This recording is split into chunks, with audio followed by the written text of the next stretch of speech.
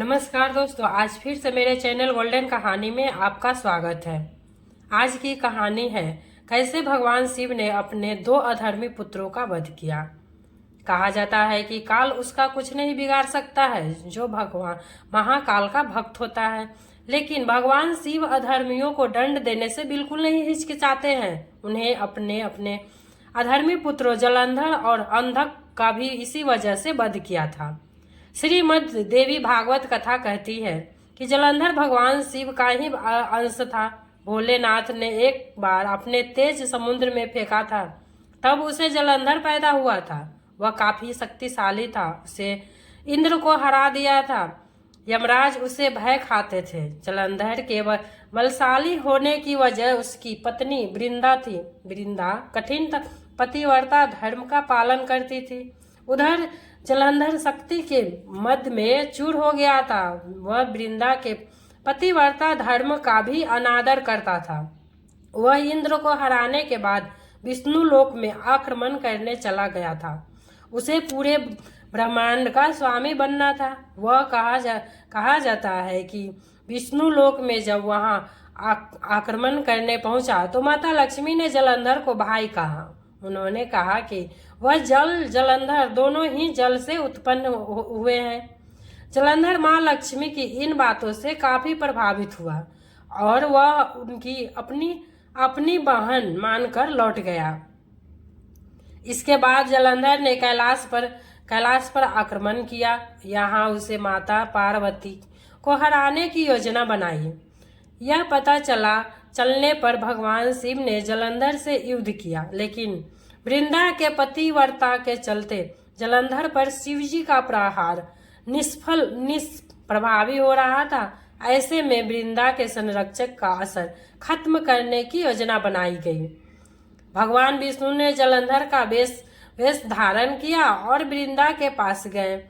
वृंदा भगवान विष्णु को जलंधर मानने लगी और उनसे पति समान व्यवहार करने लगी।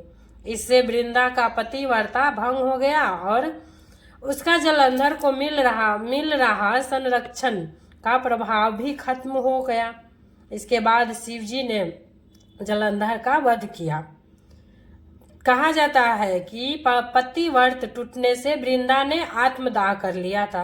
वृंदा के आत्मदाह की राख से तुलसी का पौधा जन्मा था, इसलिए तुलसी को वृंदा का स्वरूप भी कहा जाता है और भगवान विष्णु को तुलसी अति प्रिय है। कहा जाता है कि भगवान शिव और माता पार्वती के एक पुत्र का नाम अंधक था। इसका जिक्र वामन पुराण में मिलता है। कथा इस प्रकार है कि भगवान शिव काशी में तपस्या कर रहे थे। इस दौरान माता पार्वती आई और उन्होंने भोलेनाथ की आंखों को ढक दिया। इससे पूरे जगत में अंधेरा हो गया। सभी लोकों में हाहाकार मचने लगा। भगवान शिव ने जन कल्याण के लिए अपनी तीसरी आंखें खोली थी। भगवान शिव की तीसरी आंख खोलने से भयंकर उष्मा, ताप और ऊर्जा पैदा हुई। इस वजह से माता पार्वती को पसीना आया। माँ के पसीने से भयंकर मुंह वाले एक बालक का जन्म हुआ। यह दैत्य की तरह दिखता था। भगवान शिव के अहंकार की वजह से पैदा होने के कारण वह अंधक कहलाया। इधर हिरण्यकश्यप पुत्र प्राप्ति के लिए भगवान शिव की तपस्या कर रहा था। उसे खुश होकर भोलेनाथ से उसे अंधक को दे दिया। वह दैत्य के बीच पला बढ़ा। उसने ब्रह्मा जी को प्रसन्न करने के लिए कड़ी तपस्या की।